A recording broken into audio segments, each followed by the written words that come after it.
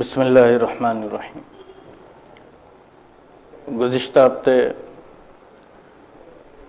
میں نے والدین کے ساتھ حسن سلوک کے سلسلے میں گفتگو شروع کی تھی۔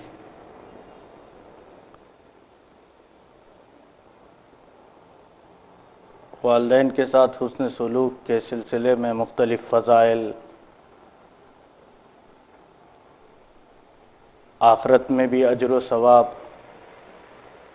اور دنیا میں بھی اللہ تعالیٰ جو اس کا صلہ اور اجر عطا فرماتے ہیں، درازگی عمر، وسعت رزق، نیک صالح اولاد کی شکل میں اس کا تذکرہ آیا تھا۔ آج کی گفتگو بھی میری اسی سے وابستہ ہے اور انشاءاللہ آج اس موضوع پر گفتگو مکمل کر لوں گا۔ انشاءاللہ پھر اللہ نے موقع دیا تو آئندہ ہفتے یعنی اس کے بعد کا جو درس ہوگا وہ کسی نئے موضوع پر ہم گفتگو کریں گے۔ گزشتہ کی آخری حدیث جو میں نے ذکر کی تھی وہ درازگی عمر، وسعت رزق کے سلسلے کی تھی۔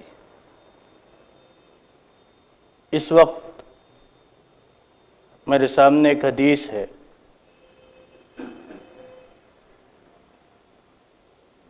رسول اللہ صلی اللہ علیہ وسلم نے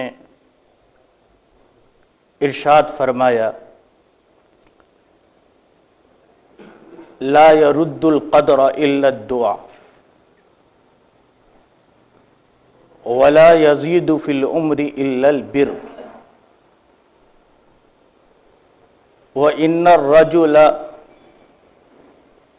ليحرم الرزق بالذنب يصيبه۔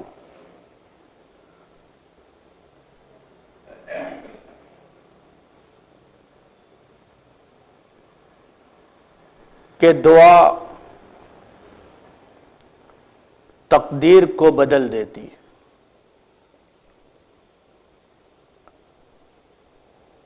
اور حسن سلوک عمر میں اضافے کا سبب بنا کرتا۔ یہ کیا مفہوم ہے اس حدیث کا؟ اس سلسلے میں کچھ باتیں تو گزشتہ ہفتے میں نے کی تھیں۔ ایک بات تو یہ سمجھیے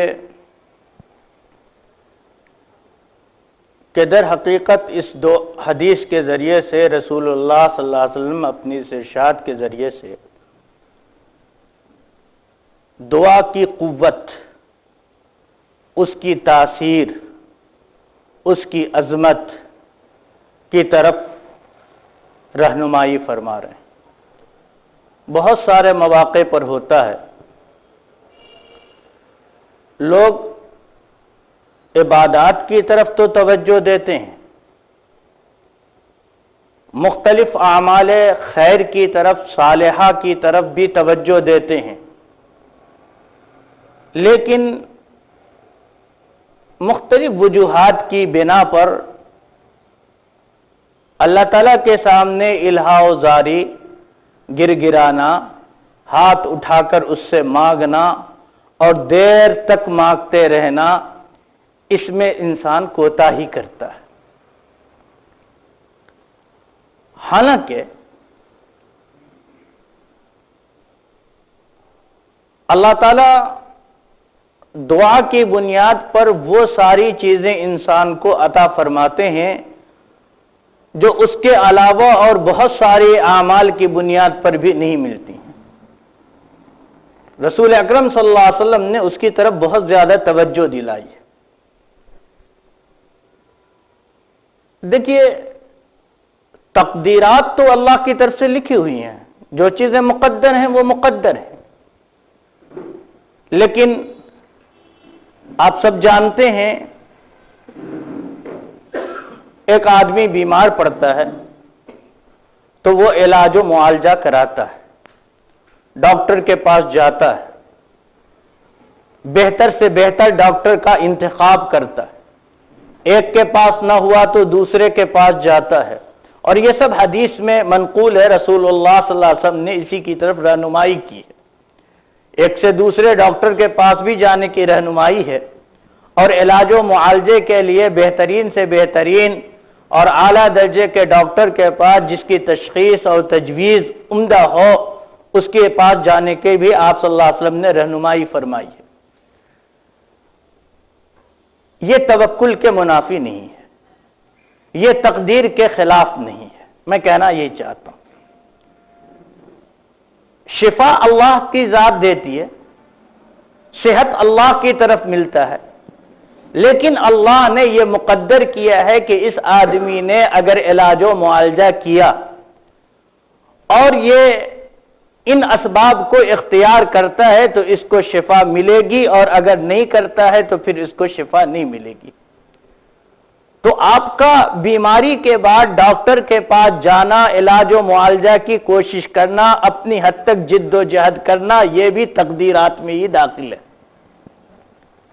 اسی طرح آپ جانتے ہیں کہ رزق اللہ کی طرف سے مقدر ہے، جو اللہ نے لکھ دیا ہے وہ ہو کر رہے گا، اتنا ہی ملے گا، لیکن انسان کو تگ و دو کرنے کا حکم دیا گیا، جد و جہد کرنے کا حکم دیا گیا، وہ تجارت ہو، وہ ملازمت ہو، وہ کسب معاش کے مختلف ذرائع ہو سکتے ہیں، زراعت ہو، صنعت و حرفت ہو، یہ سارے کاروبار، یہ سارے کام اللہ نے اس طرح مقدر کیا کہ اگر یہ جد و جہد کرتا ہے تو اس کو یہ چیزیں ملیں گی، اور اگر وہ نہیں کرتا ہے تو وہ نہیں ملیں گی۔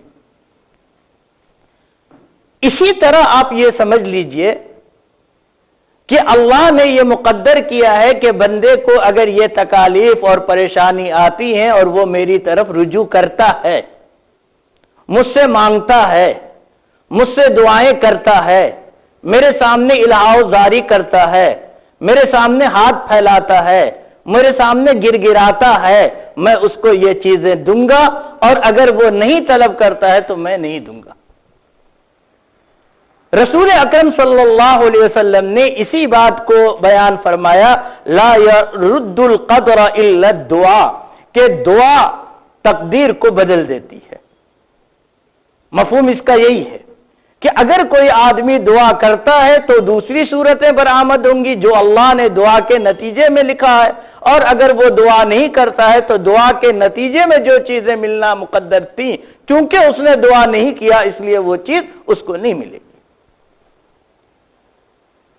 اسی طرح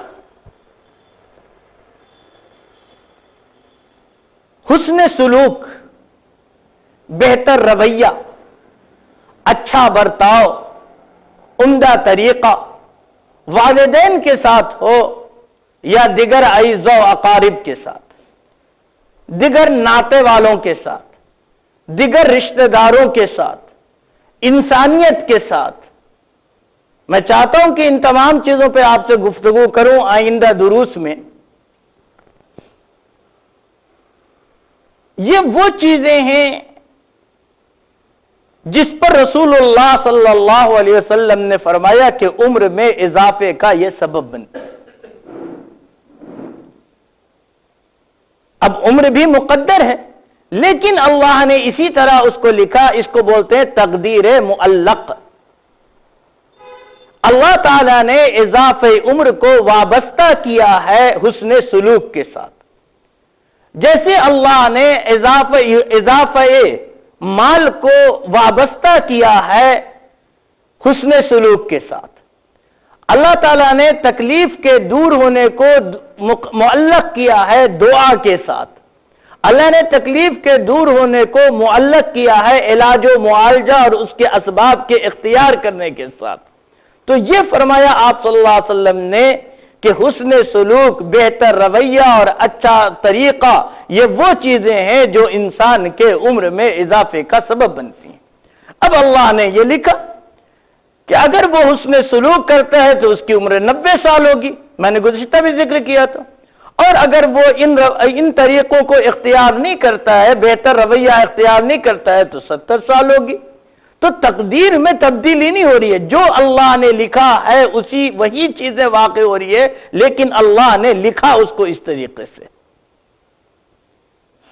پھر میں نے عرض کیا تھا کہ اضافہ عمر کا ایک مطلب یہ بھی ہے کہ کم وقت میں اللہ تعالی زیادہ سے زیادہ نیک کام کے کرنے کی توفیق عطا فرماتے ہیں۔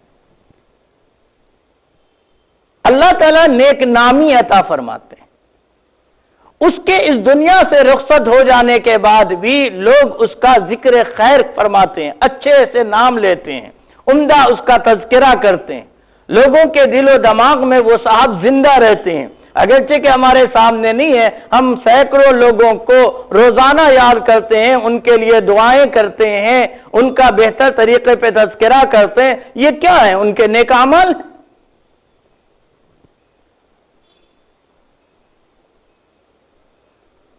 اسی طرح میں نے ایک چیز ذکر کی تھی، اضافہ عمر کا ایک مطلب یہ بھی ہے، اللہ نیک صالح اولاد عطا فرماتے ہیں۔ مختلف حدیثیں اس سلسلے کی آئیں، بعض کو میں تذکرہ کروں گا اس کا۔ نیک صالح اولاد عطا فرماتے ہیں۔ کسی انسان کے لیے نیک صالح اولاد کا مل جانا، سعادت مند اولاد کا مل جانا اللہ کی بہت بڑی نعمت ہے، ورنہ اولاد ہو لیکن معصیت پسند، نافرمان انسان کے لیے نعمت کے بجائے یہ زحمت بن جایا کرتی ہے۔ آگے کا جو جملہ حدیث کا، وَإِنَّ الرَّجُلَ لَيُحْرَمُ الرِّزْقَ بِالذَّنبِ يُصِيبُهُ، اسی پس منظر میں اس کو دیکھیے، آپ صلی اللہ علیہ وسلم نے فرمایا کہ انسان ان گناہوں کی وجہ سے جس کا وہ ارتکاب کرتا ہے رزق سے محروم کر دیا جاتا ہے۔ اب یہ رزق ایک تو آخرت کے رزق، آخرت کی نعمتیں، اگر یہ معنی ہو تو پھر اس میں تو کوئی اشکال ہی پیدا نہیں ہوتا، بالکل صاف ستھرا ہے کہ انسان اگر گناہ کی زندگی گزارتا ہے، معصیت کی زندگی گزارتا ہے، تو اس کو آخرت میں بہرحال وہ نعمتیں جو اللہ تعالیٰ اپنے مومن اور مطیع اور فرما بردار اور نیک بندے کو عطا فرمائیں گے، آخرت میں اس کو وہ چیزیں نہیں ملیں گی۔ لیکن رزق کا تعلق دنیا سے بھی ہے، اور رزق بارہا میں عرض کرتا ہوں کہ رزق کا مطلب یہ نہیں ہے کہ مال و اسباب کی زیادتی ہو جائے، کثرت ہو جائے، فراوانی ہو جائے۔ بہت سارے لوگ آپ کو نظر آئیں گے جن کی آمدنی بہت زیادہ ہے لیکن وہ پریشان حال ہیں، سکون دل نہیں ہے، سکون دماغ نہیں ہے۔ کیوں خودکشی کرتے ہیں لوگ؟ کیوں ڈپریشن کا شکار ہو جاتے ہیں لوگ؟ کیا آمدنی کی کمی ہے؟ آمدنی کی کمی نہیں ہے، راحت و اسباب کے سامان ان کو حاصل نہیں ہے کیا؟ بہت سارے لاکھوں کروڑوں انسانوں سے زیادہ حاصل ہیں ان کو وہ ساری چیزیں۔ قلبی سکون کا تعلق میں نے شروع میں بھی ذکر کیا تھا، حقوق کی ادائیگی کے ساتھ وابستہ ہے۔ جو آدمی اللہ کے حقوق کو جس قدر زیادہ ادا کرتا ہے اور انسانوں کے جس قدر حقوق کو زیادہ ادا کرتا ہے، جس سے اس کے تعلقات ہیں، وہ ماں باپ، بھائی بہن، رشتہ دار، ناتے، اس کے پڑوسی، اس سے متعلق دوسرے لوگ، جو اس کے حقوق کو زیادہ ادا کرتا ہے، اللہ تعالیٰ اس کے نتیجے میں اس کو سکون عطا فرماتے ہیں۔ یہ سکون، یہ راحت قلب، یہ دل کا آرام، اطمینان، ذہن کا یکسو ہونا، یہ بھی اللہ کی طرف سے رزق ہے۔ اس کو بھی رزق کہا جاتا ہے۔ رزق کا مطلب صرف کھانا کپڑا نہیں ہے۔ اب حدیث کا مطلب یہ ہوا کہ جب کوئی آدمی معصیت کی زندگی گزارتا ہے، گناہ کی زندگی گزارتا ہے، تو اسباب تو ہو سکتی ہیں اس کے پاس بہت زیادہ ہوں، دیکھنے والے کو وہ بہت خوشحال نظر آئے، لیکن اس کو کوریجیے گا تو وہ انتہائی بے چین، بےتاب، پریشان حال، وہ کہتا ہے کہ سب کچھ ہے لیکن سکون نہیں ہے۔ اس سکون کے نہ ہونے کے اسباب خود اس کے اندر موجود ہوں گے، یا تو بیوی مطیع و فرما بردار نہیں، نافرمان، یا اولاد اس کے لیے سوہان روح، تکلیف کا سامان، یا یہ سب کچھ نہ ہو تو بھی ذہنی طور پر ہمیشہ اسے اس دولت کے چھن جانے کا خوف اور خطرہ اور خدشہ اسے سکون لینے نہیں دیتا، جسے اس نے بے انتہا محنت و مشقت کے ساتھ حاصل کیا۔ یہ فرمایا انسان گناہ کے ارتکاب کی وجہ سے جس کا وہ ارتکاب کرتا ہے اللہ کے رزق سے محروم کر دیا جاتا ہے۔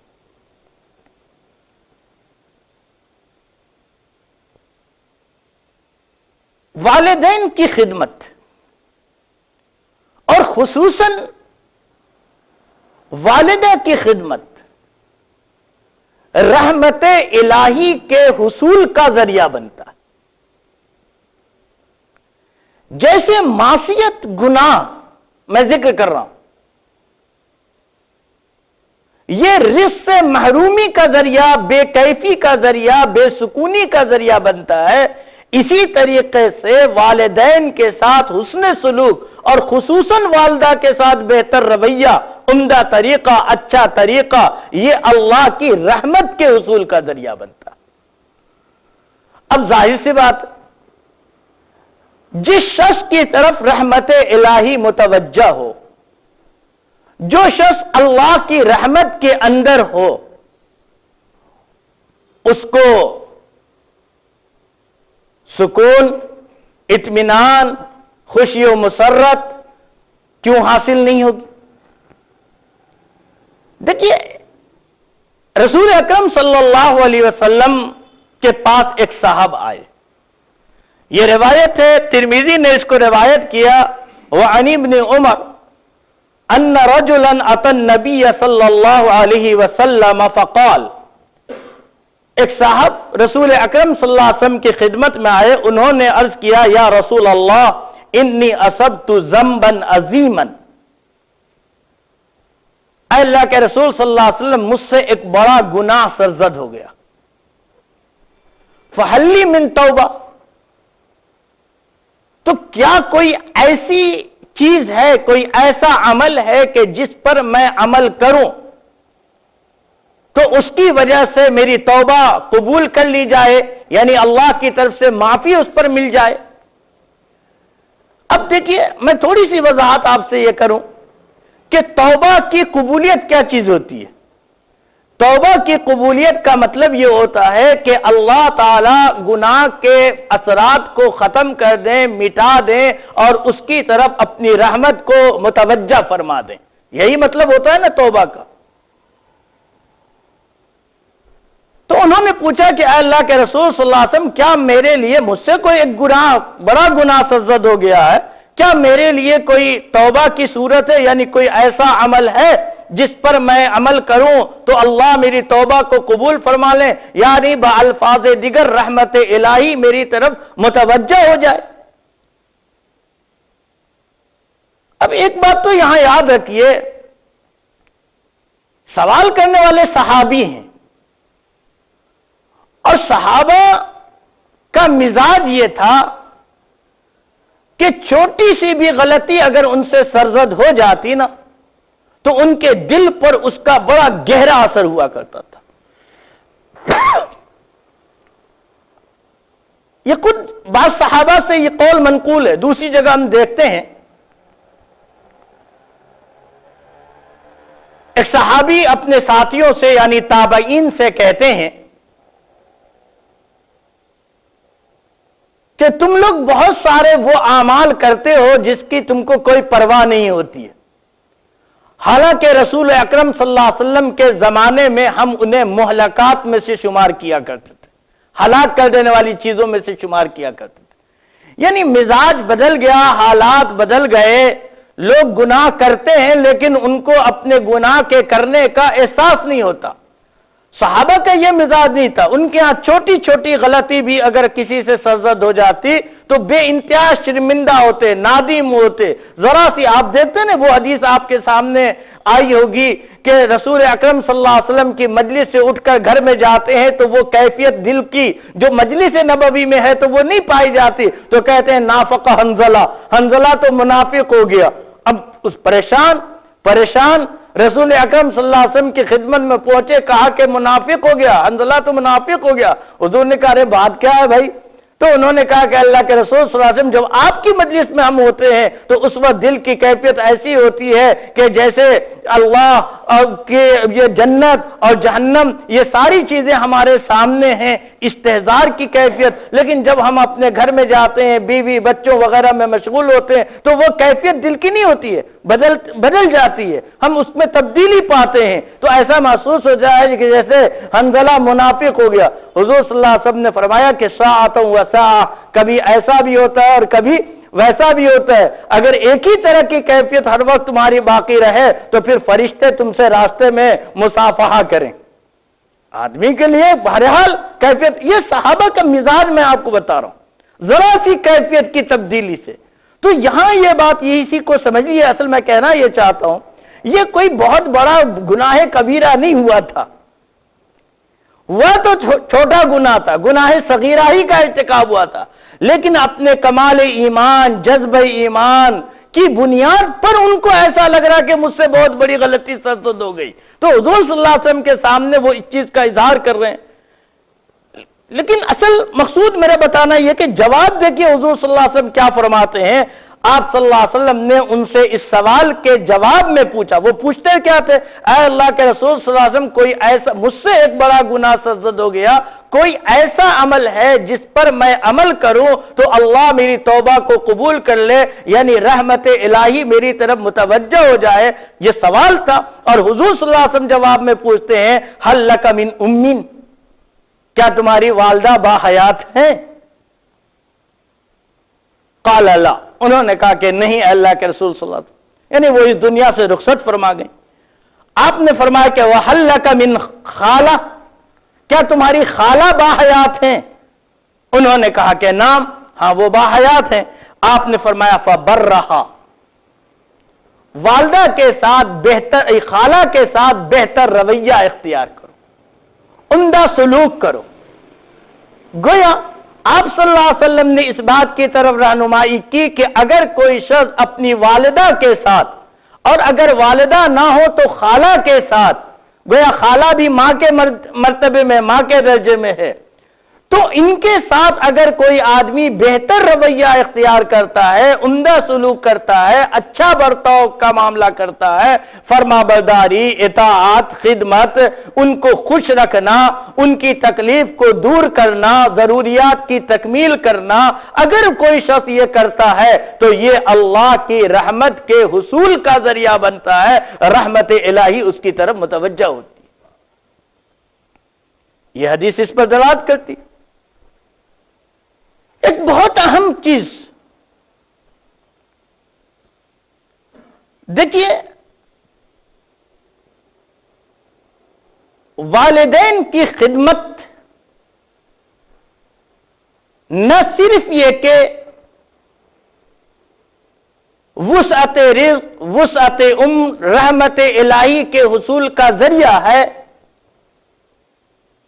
بلکہ والدین کی خدمت بہت سارے مصائب سے انسان کے نجات کا باعث ہوتا ہے۔ بہت اچھے سے اس کو سمجھیے گا۔ عام معاشرتی زندگی میں بھی ہم لوگ کہتے ہیں نا، والدین سایہ دار درخت کی طرح ہیں، جب تک وہ باحیات ہوتے ہیں انسان نہ جانے کتنے ہی آنے والے مصائب سے محفوظ رہتا ہے، اور شدید سے شدید مشکلات میں بھی پڑ گیا تو ان کی عاطفت، ان کی محبت، ان کی شفقت انسان کو کے لیے تسلی کا سامان ہوا کرتی ہیں، ہمتیں بڑھاتی ہیں۔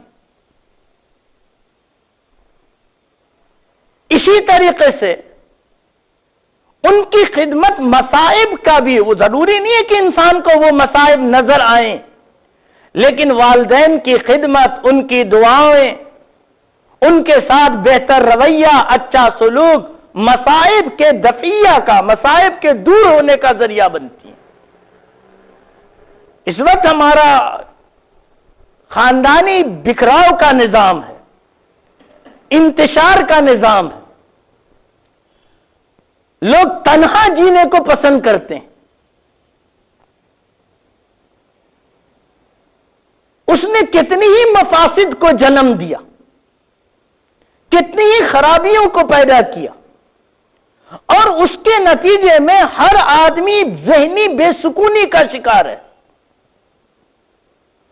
کوئی سر پر آنچل رکھنے والا نہیں ہے شفقت و محبت کے ساتھ، کوئی اپنے سینے سے لگانے والا نہیں ہے، لوگ انفرادی فیصلے کرتے ہیں، نقصان اٹھاتے ہیں۔ لیکن والدین کی اگر خدمت کی جائے تو انسان بہرحال بہت سارے مصائب اور مشکلات سے محفوظ رکھتا ہے۔ ایک طویل حدیث ہے، میں اس حدیث کا صرف ایک ٹکڑا یہاں آپ کے سامنے ذکر کرنا چاہتا ہوں۔ بخاری اور مسلم دونوں نے اس کو روایت کیا۔ عن ابن عمر عن النبی صلی اللہ علیہ وسلم قال، حضرت ابن عمر رضی اللہ عنہما سے روایت ہے، فرماتے ہیں کہ رسول اللہ صلی اللہ علیہ وسلم نے ارشاد فرمایا، بینما ثلاثۃ نفر یتماشون، تین صاحب تھے، وہ ایک مرتبہ کہیں دور چلے جا رہے تھے، کہیں جا رہے تھے، اخذہم المطر،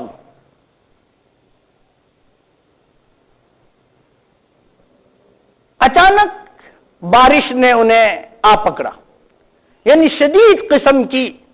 اس حدیث سے کتنی چیزیں معلوم ہوں گی، اس لیے میں لفظ پڑھ رہا ہوں اس کا۔ شدید بارش نے انہیں آ پکڑا، یعنی اچانک زوردار بارش آ گئی۔ فمالوا الى غار فی الجبل، یہ تینوں حضرات ایک پہاڑ کے غار میں پناہ لینے کے لیے چلے گئے۔ فانحطت علی فم غارہم صخرۃ من الجبل، اللہ کا کرنا، اتفاق کی بات کہ جب یہ تینوں غار کے اندر گئے تو زور کی ہوا چل رہی تھی، جھکڑ طوفان، اوپر سے کوئی بڑا سا چٹان لڑھکتا ہوا آیا اور اس نے غار کے منہ کو بند کر دیا۔ فَأَطْبَقَتْ عَلَيْهِمْ کا لفظ ہے یہاں حدیث میں کہ اس نے پتھر لڑھکتا ہوا آیا، چٹان، اور اس نے غار کے منہ کو بند کر دیا۔ اب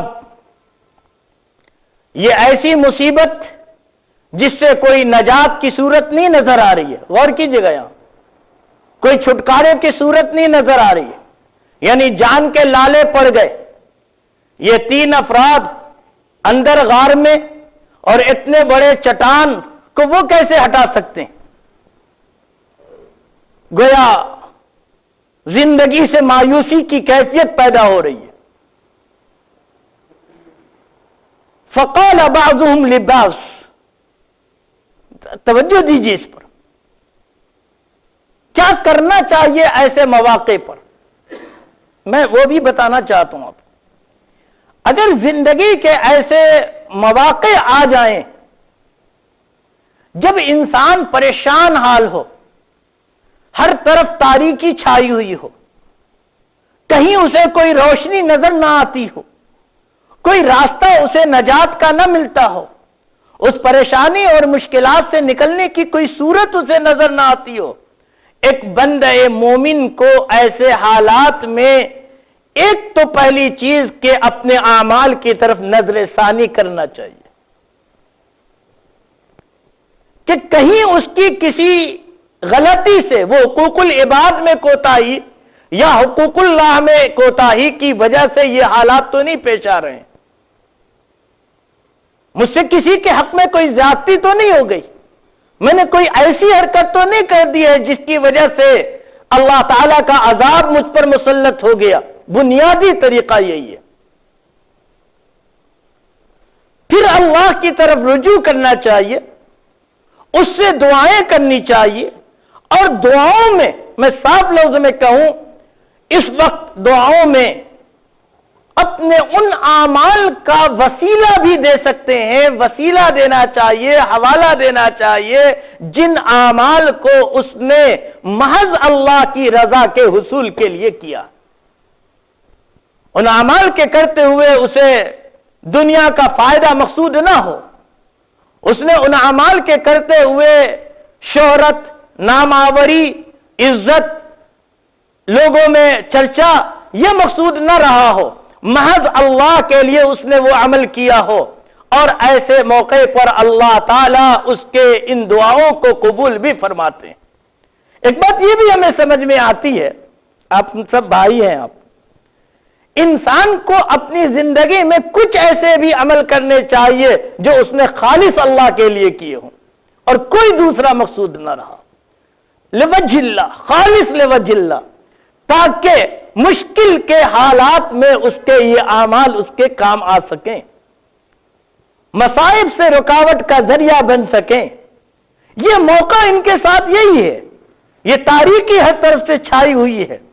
وہ کہتے ہیں، چنانچہ وہ کہتے ہیں آپس میں ایک دوسرے سے، فقال بعضهم لبعض، وہ آپس میں ایک دوسرے سے کہتے ہیں، انظروا اعمالا عملتموها للہ صالحۃ، انظروا اعمالا عملتموها للہ صالحۃ، ذرا اپنے اعمال کا جائزہ لو اور اپنے اعمال کی طرف نظر کرو، دیکھو کہ کیا تم نے کوئی ایسا عمل ہے جو خالص اللہ کے لیے کیا ہو، اس سے مقصود دنیاوی فوائد نہ ہو، اس سے مقصود شہرت نہ ہو، نام آوری نہ ہو، دکھاوا اور ریا نہ ہو، خالص اللہ کے لیے کیا ہو. فَادْعُوا اللَّهَ بِهَا، اور اس عمل کے وسیلے سے اللہ سے تم دعا کرو.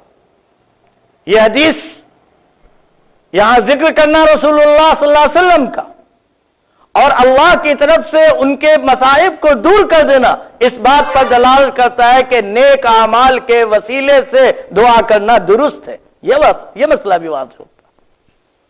اکثر لوگ پوچھتے ہیں تو نیک اعمال کے وسیلے سے، اس کے واسطے سے دعا کرنا درست ہے.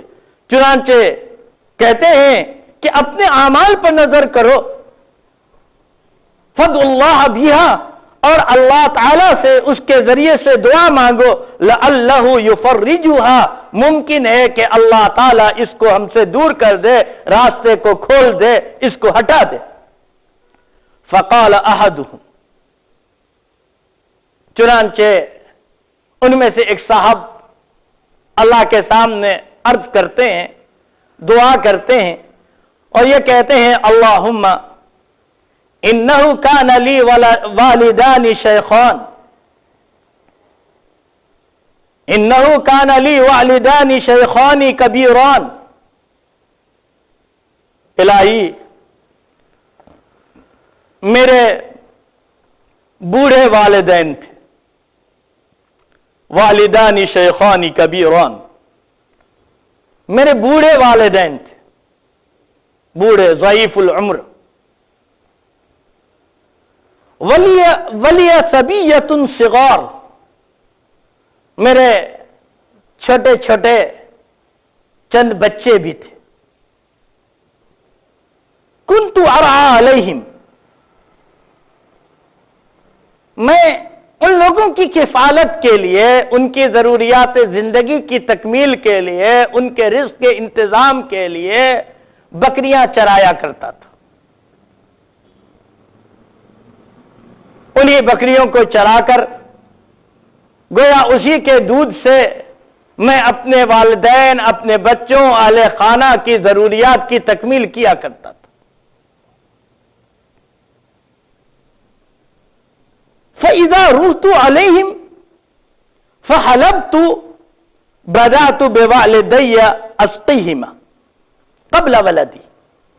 میرا طریقہ یہ تھا کہ جب میں شام کو گھر واپس آتا تو میں بکریوں کے دودھ کو دوتا اور بچوں سے پہلے، اپنے بچوں سے پہلے میں والدین کو دودھ پلایا کرتا تھا۔ وَإِنَّهُ قَدْ نَعَ بِالشَّجَرِ، ایک مرتبہ کا واقعہ یہ ہوا کہ درختوں کی تلاش نے مجھے دور کر دیا۔ بکری کے چرانے کے لیے میں نکلا تو پتوں کی تلاش میں اور ان کے چراتے چراتے میں دور چلا گیا۔ معمول جیسے تھا، شام کو دور جانے کی وجہ سے شام کو جلد واپس نہ آ سکا۔ فما اطیت حتی امسیت، میں اس وقت پہنچا جب رات ہو چکی تھی، اچھی خاصی رات ہو چکی تھی۔ میں آیا فوجدتہما قد ناما، تو میں نے دیکھا میرے والدین سو چکے ہیں۔ فحلبت کما کنت احلب، میں نے اپنے معمول کے مطابق دودھ دوہا۔ فجئت بالحلاب فقمت عند رؤوسہما، میں دودھ کا پیالہ لے کر آیا اور ان دونوں کے سرہانے کھڑا ہو گیا۔ اکرہ ان اوقظہما، میں نے اس کو پسند نہیں کیا کہ وہ سوئے ہوئے ہیں تو ان کو بیدار کر دوں۔ ادب، نیند کی لذت بھوک و پیاس کی لذت سے بڑھی ہوئی ہے۔ انسان بھوک کو برداشت کر لیتا ہے، لیکن نیند کی شدت اگر ہو تو یہ چیز اس کو برداشت نہیں ہوتی۔ یہ حدیث اس بات کی طرف بھی رہنمائی کرتی ہے کہ والدین، اساتذہ، اونچے درجے کے لوگ جو مقام و مرتبے میں اپنے سے اونچے ہیں، اگر وہ سو رہے ہوں تو پھر شدید ضرورت کے بغیر ان کو بیدار نہ کیا جائے، ان کو آرام کرنے دیا جائے، الا یہ کہ نماز کا وقت ہو۔ تو پھر نماز کا اگر وقت ہو چکا، فرض نماز کا وقت، تو پھر ایسی صورت میں ان کے بیدار کر دینے میں، اٹھا دینے میں کوئی حرج نہیں ہے، لیکن بلا ضرورت ان کو نہ اٹھایا جائے۔ یہاں انہوں نے اسی ادب کا لحاظ کیا کہ وہ سو رہے ہیں، ممکن تھا کہ وہ اٹھا دے اور ان کو پلا دے دودھ، پھر وہ سو جائیں، لیکن انہوں نے یہ سوچا کہ اس طرح سے اٹھانے سے ان کو تکلیف ہوگی، ناگوار خاطر ہوگا، ان کو یہ بات پسند نہ آئے گی، اس لیے انہوں نے والدین کے ادب و احترام کا اس قدر لحاظ کیا کہ رات بھر کھڑے رہے۔ لمحہ دو لمحہ نہیں، گھنٹہ دو گھنٹہ نہیں، یہی ذکر کیا، رات بھر وہ کھڑے رہے۔ کیوں؟ اس لیے کھڑے رہے کہ اٹھائیں تو تکلیف اور چلے جائیں تو ہو سکتا ہے کہ بھوک لگی ہو۔ عام طور پہ ہوتا ہے، بوڑھے حضرات جو ہوتے ہیں غذا بھی بہت مختصر ہوتی ہے، تھوڑی سی ہوتی ہے، کچھ کھا لیتے ہیں، پھر کبھی بھوک نہ ہے تو رات میں سو گئے، رات میں اچانک بھوک لگ جاتی، ان کو ضرورت ہوتی ہے کسی چیز کے کھانے کی۔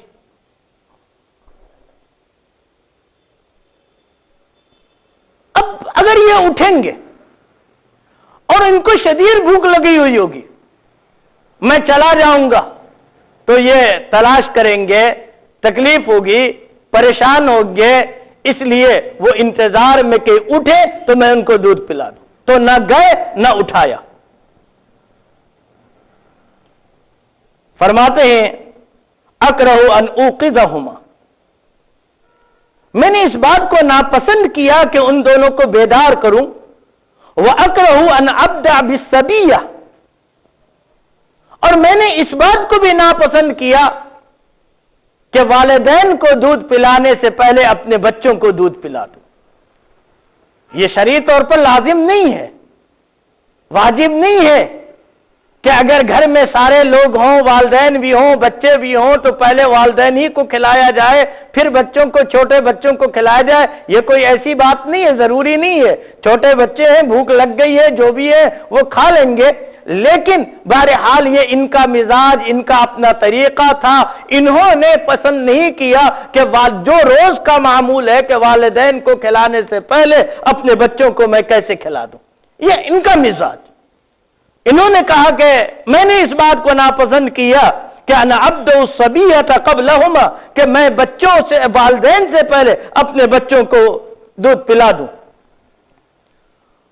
والصبیہ یتزاغون عند قدمی، فرماتے ہیں اور بچے میرے قدم کے پاس روتے رہے۔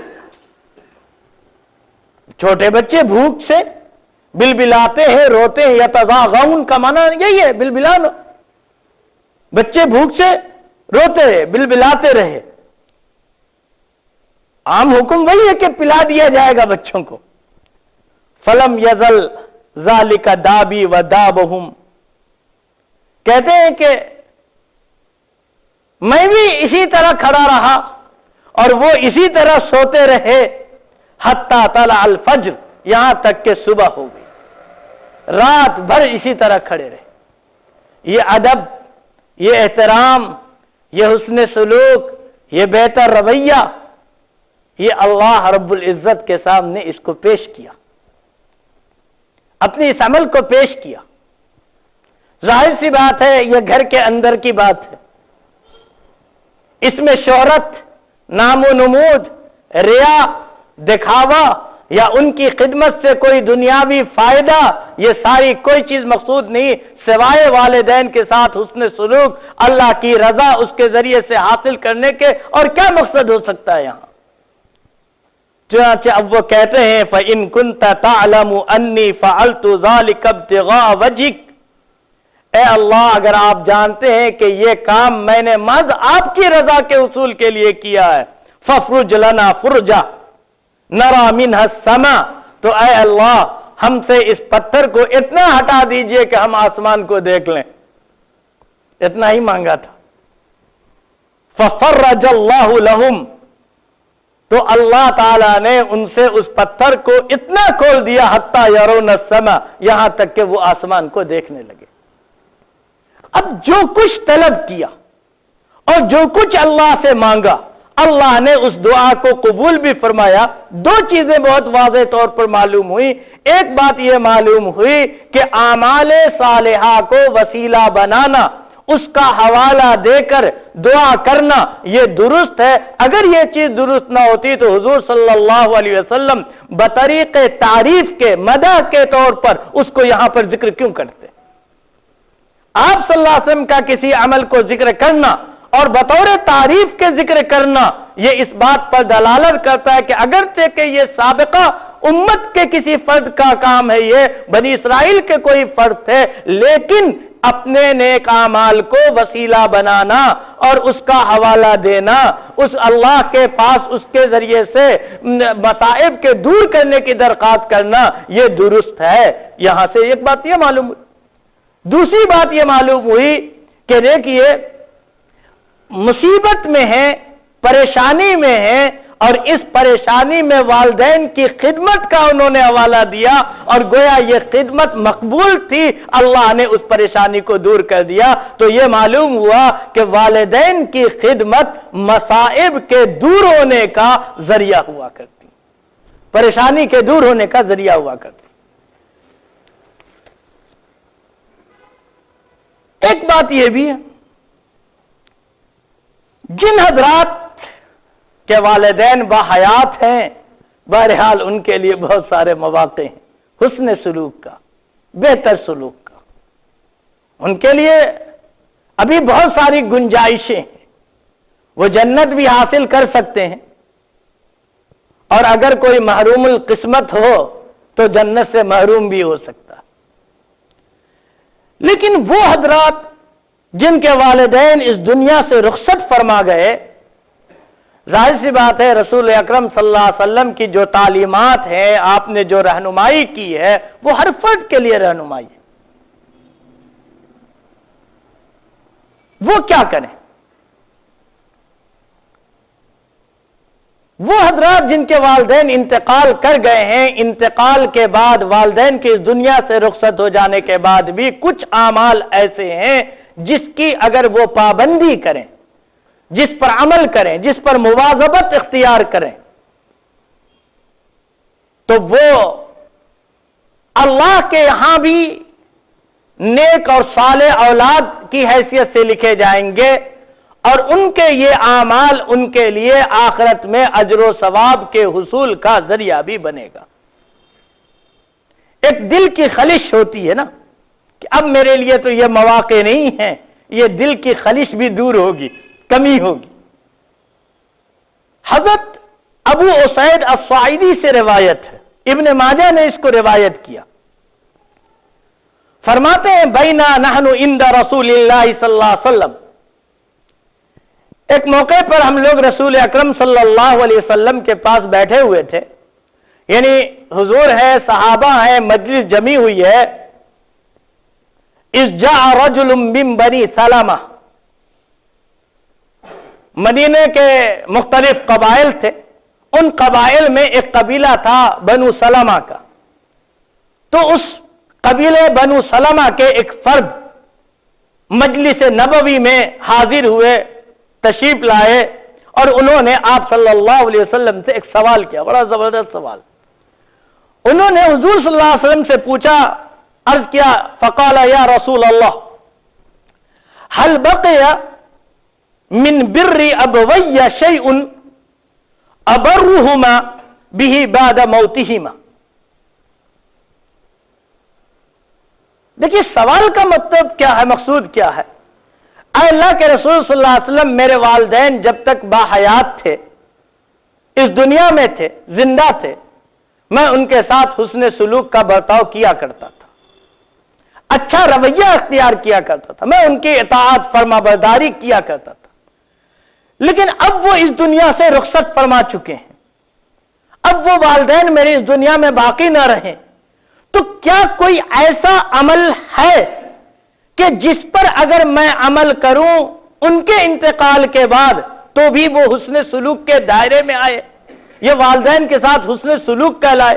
هل بقي من بر ابوي شيء ابرهما به بعد موتهما، کیا کوئی ایسا عمل ہے، کوئی ایسی نیکی بچی ہوئی ہے کہ جس پر میں عمل کروں ان کے والدین کے وفات کے بعد، تو اس کے ذریعے سے میں گویا حسن سلوک کرنے والا کہلا سکوں؟ آپ صلی اللہ علیہ وسلم نے فرمایا نام، ہاں۔ ہر لفظ اپنی جگہ اہمیت کا حامل ہے، وسیع معنی رکھتا ہے، میں اشارہ کر رہا ہوں صرف۔ نام، فرمایا ہاں ہے، الصلاۃ علیہما، ان دونوں کے لیے دعا کرنا۔ اب الصلاۃ میں نماز جنازہ ہی پہلے آیا، نماز جنازہ بھی داخل ہے، یہ تو وقتی ہے، ایک دن کا، ایک مرتبہ کا عمل ہے، لیکن پھر اولاد کو چاہیے کہ الصلاۃ علیہما، ان دونوں کے لیے دعا کرے، یعنی کثرت سے ان کے لیے ہمیشہ اس چیز کی پابندی کرے کہ اپنے والدین کے لیے دعا کرتے رہے۔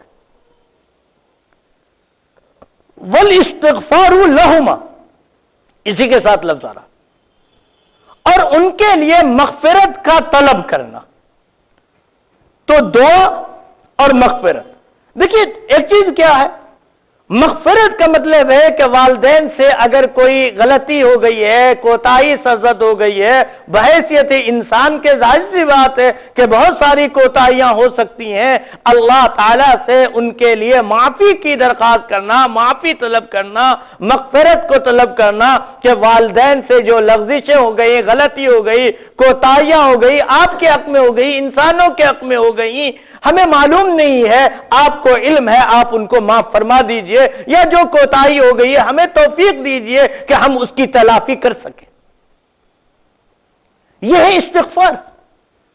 اور دعا کا مطلب یہ ہے کہ اللہ تعالیٰ سے بہرحال اس کی نعمتوں کو طلب کرنا، جنت میں اعلیٰ درجات کا طلب کرنا، یعنی اولاد کو چاہیے کہ اپنے والدین کے لیے ان چیزوں کا اہتمام کرے۔ یہ کبھی کبھار کی بات نہیں ہے، یہ 15 شعبان کو صرف نہیں ہے، یہ روزمرہ کا عمل، ایک پابندی ہو، ایک مواظبت ہو، ایک عمل ہو، جو ایک اولاد، نیک صالح اولاد کا اپنے والدین کے ساتھ ایک رابطہ ہونا چاہیے، ایک تعلق ہونا چاہیے، ہمیشہ اپنے والدین کے ساتھ اپنے بزرگوں کو، اپنے بڑوں کو، جن لوگوں سے انہوں نے استفادہ کیا ان لوگوں کو بھی ہمیشہ یاد رکھنا چاہیے، ان کے لیے دعائیں کرنے چاہیے۔ اس کی برکت اللہ تعالیٰ زندگی میں عطا فرمایا کرتے ہیں۔ قرآن کریم نے بھی تو سکھلایا نا ہمیں، قرآن کریم نے کہا کہ مومنوں کے بارے میں کہ وہ اپنے گزرے ہوئے بھائیوں کے لیے دعائیں خیر کرتے ہیں۔ ربنا اغفر لنا ولاخواننا الذین سبقونا بالایمان۔ یہ آیت کیا بتلاتی ہے؟ یہی ہے نا، سبقونا بالایمان، جو ہمارے اکابر گزر چکے، جو بزرگان گزر چکے، جن سے ہم نے استفادہ کیا، جن سے ہم کو بہت کچھ فائدہ ہوا، مختلف قسم کا فائدہ، وہ تمام علمی فائدہ، غیر علمی فائدہ، ہر طرح کی چیزیں اپنے ان اکابر کو، خاندان کے بڑوں کو، اپنے بزرگوں کو یاد رکھنا، ان کے لیے دعائیں کرنا ایک اولاد کے لیے، ایک انسان کے لیے لازم ہے۔ اس کے ذریعے سے اللہ تعالیٰ زندگی میں خیر و برکت عطا فرمایا کرتا ہے۔ تیسری چیز آپ نے فرمائی، دعا استغفار کے بعد وَإِنْفَاذُ أَحْدِهِمَا مِنْ بَعْدِهِمَا، کہ ان دونوں کے بعد ان کے وعدوں کو پورا کیا جائے۔ یعنی اگر والدین نے کسی سے کوئی وعدہ کیا تھا اور وہ اس دنیا سے رخصت ہو گئے، وہ پورا نہ کر سکے، تو جن لوگوں سے جو وعدہ ہے اس وعدے کو پورا کیا جائے۔ اولاد کو بہرحال کا حق ہے، اس پر ضروری ہے کہ وہ ان چیزوں کو پورا کرے۔ ان تین چیزوں کے بعد وصلۃ الرحم، وصلۃ الرحم التي لا توصل الا بهما، چوتھی چیز آپ صلی اللہ علیہ وسلم نے ارشاد فرمائی کہ وہ رشتہ دار جن سے تعلق اور ناطہ والدین کی ہی بنا پر ہے، ان کے ساتھ صلہ کا معاملہ کیا جائے، یعنی بہتر سلوک کیا جائے۔ میں نے اس کی وضاحت گزشتہ ہفتے بھی کی تھی کہ والدین کے والد کی طرف سے جو رشتہ دار ہوتے ہیں، دادیالی رشتہ دار، اب تایا، چچا، پھوپھی، پھوپھے زاد بھائی بہن، تایا زاد، چچا زاد بھائی بہن، درجہ بدرجہ، الاقرب فالاقرب، گزشتہ ہفتے حدیث آئی تھی۔ اسی طرح نانیال کے جو رشتہ دار ہیں، نانا نانی باحیات ہوں تو وہ، پھر خالہ، ماموں، پھر ان کی اولاد، ان کے بچے، ان افراد کے ساتھ، اپنے ان رشتہ داروں کے ساتھ صلہ کا معاملہ کرنا۔ صلہ کا مطلب خالی یہ نہیں ہوتا کہ پیسے دینا، صلہ کا مطلب یہ نہیں ہے بھائی جہاں ضرورت نہیں ہے وہاں اس کی ضرورت نہیں ہے، لیکن کبھی خیریت پوچھنا، فون کر لینا، کبھی تقاریب ہے تو اس موقع پہ چلے جانا، دکھ درد میں شریک ہونا، کبھی ملاقات کرنے کے لیے چلے جانا، ایک انسان کو لگتا ہے کہ میرا کنبہ جڑا ہوا ہے، میرے سے تعلقات ہیں، ایک دوسرے سے پوچھ کرتے ہیں۔ یہ ان حضور صلی اللہ علیہ وسلم نے دوسری جگہ بھی آپ پڑھیں گے انشاءاللہ، آئندہ کبھی وہ حدیث بھی آئے گی، آپ نے فرمایا اپنے نسبوں کو جانو، اپنے رشتہ دار کو جانو، کہاں کہاں رہتے ہیں رشتہ دار، کون کون ہیں تمہارے رشتہ دار، تاکہ تم ان کے ساتھ صلہ رحمی کا معاملہ کر سکو۔ یہاں یہی ہے کہ تعلقات کو جوڑا جائے، ایک دوسرے سے وابستگی کا اظہار کیا جائے۔ ایسا نہ ہو کہ آدمی بالکل اپنے خاندان سے کٹ جائے، کسی خوشی اور غم کے موقع پر بھی ایک دوسرے کو بلایا نہ جائے، کبھی کسی کی کوئی خیریت دریافت نہ کی جائے، یہ نہیں۔ دیکھیے وہ بھی حدیث آئے گی،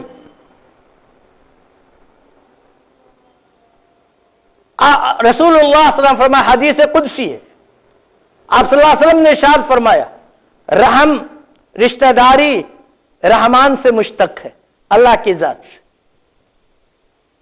اللہ تعالیٰ فرماتے ہیں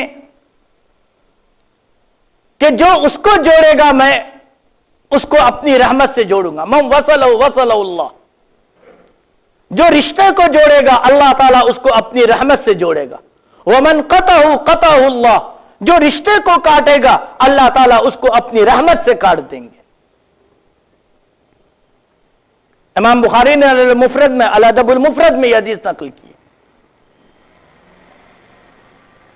تو یہاں رسول اکرم صلی اللہ علیہ وسلم نے اس بات کی طرف رہنمائی کی کہ وصلۃ الرحم التی لا توصل الا بہما، کہ وہ رشتہ دار جن سے تعلق اور ناتا والدین کی وجہ سے ان کے ساتھ صلہ کا معاملہ کیا جائے، ان کے بعد صلاۃ، استغفار، انفاذ عہد اور صلۃ الرحم، ان چار چیزوں کے بعد پانچویں چیز فرمائی وَإِكْرَامُ صَدِيقِهِمَا، والدین کے دوستوں کے ساتھ حسن سلوک، ان کے ساتھ عزت کا برتاؤ، یہ بھی کرو۔ ظاہر سی بات ہے کہ والدین کے دوستوں کے ساتھ حسن سلوک والد کی وجہ سے کر رہے ہیں، والدہ کی وجہ سے کر رہے ہیں، تو یہ بھی والدین کے ساتھ عزت کا معاملہ کرنا ہے، اللہ تعالیٰ اس سے بھی راضی ہوتے ہیں، خوش ہوتے ہیں۔ عملی زندگی میں رسول اللہ صلی اللہ علیہ وسلم کے نہیں دیکھتے، حضور صلی اللہ علیہ وسلم کی زوجہ مطہرہ حضرت خدیجہ رضی اللہ عنہا، انتہائی پیاری زوجہ آپ کی، بے شمار قربانیاں انہوں نے آپ صلی اللہ علیہ وسلم کے لیے، اسلام کے لیے دی تھی۔ بڑا احسان ہے اس امت پر حضرت خدیجہ کا۔ اب دیکھتے ہیں جب رسول اللہ صلی اللہ علیہ وسلم پر پہلی وحی نازل ہوئی تھی تو حضرت خدیجہ نے کس طرح رسول اللہ صلی اللہ علیہ وسلم کو تسلی دی تھی۔ آپ کی ساری اولاد تو حضرت خدیجہ ہی سے، ایک طویل عرصہ آپ صلی اللہ علیہ وسلم نے حضرت خدیجہ کے ساتھ گزارا ہے، نبوت کے ملنے سے پہلے بھی 15 سال، پھر حضرت خدیجہ نبوت کے ملنے کے بعد بھی کئی سال تک حضرت خدیجہ رضی اللہ عنہا تھی، طویل عرصہ، تقریباً سب سے زیادہ انہی کے ساتھ آپ صلی اللہ علیہ وسلم نے وقت گزارا۔ مدینے میں حضرت خدیجہ کا انتقال مکے میں ہو گیا، مدینے میں جانے کے بعد بھی حضرت خدیجہ کی جو بات سہیلیاں تھی نا، رسول اللہ صلی اللہ علیہ وسلم کے ہاں کبھی کوئی گوشت وغیرہ بنتا، یعنی بکرے وغیرہ ذبح کرتے، تو ام المومنین حضرت عائشہ فرماتی ہیں کہ حضور صلی اللہ علیہ وسلم خصوصی طور پر گوشت نکال کر کسی برتن میں دیتے کہ وہ فلاں خاتون کو لے جا کر دے دو، فَإِنَّهَا صَدَاقَةُ خدیجہ، وہ خدیجہ کی سہیلی تھی۔ بیوی کی سہیلیوں کے ساتھ حسن سلوک، کہ ان کے زمانے میں وہ گھر کو آیا کرتی تھی، حضرت خدیجہ سے ملنے جلنے کے لیے آیا کرتی تھی، ان کے ساتھ حسن سلوک، یہ عملی زندگی رسول اللہ صلی اللہ علیہ وسلم کی۔ ہمیں کیا اس بات کی دعوت نہیں دیتا؟ تو والدین کے جو دوست ہیں، احباب ہیں، جن سے ان کے تعلقات تھے، جن سے ان کے روابط تھے، ان کے ساتھ بہتر سلوک کیا جائے، اچھا رویہ اختیار کیا جائے، یہ بھی والدین کے ساتھ حسن سلوک ہے۔